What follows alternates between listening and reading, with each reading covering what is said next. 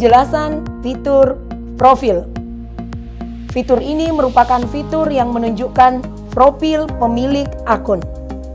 Fitur ini menunjukkan nama, posisi admin kabupaten kota, email, foto, telepon, dan sebagainya. Edit terhadap profil dapat dilakukan dengan klik edit profil. Berikut video tutorialnya. Fitur profil user yang terdapat pada pojok kanan atas tampilan layar website IRCAM, tepatnya di sebelah kanan tombol lonceng. Apabila diklik maka terdapat beberapa submenu, yaitu akun, pengaturan akun, ganti role, dan logout. Submenu ganti role dapat digunakan jika user provinsi tersebut juga memiliki role yang lain, seperti admin kabupaten kota, atau merangkap sebagai admin pusat.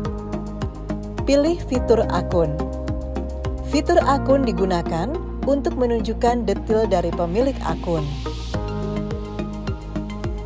Alamat email yang tertera atau digunakan sebaiknya valid, agar jika terjadi hal-hal yang tidak diinginkan, seperti lupa password, notifikasi dapat diterima melalui email tersebut.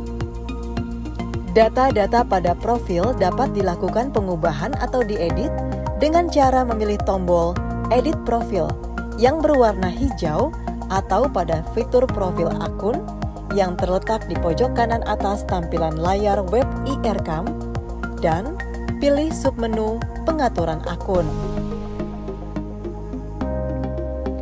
Data seperti nama dan provinsi dapat diedit.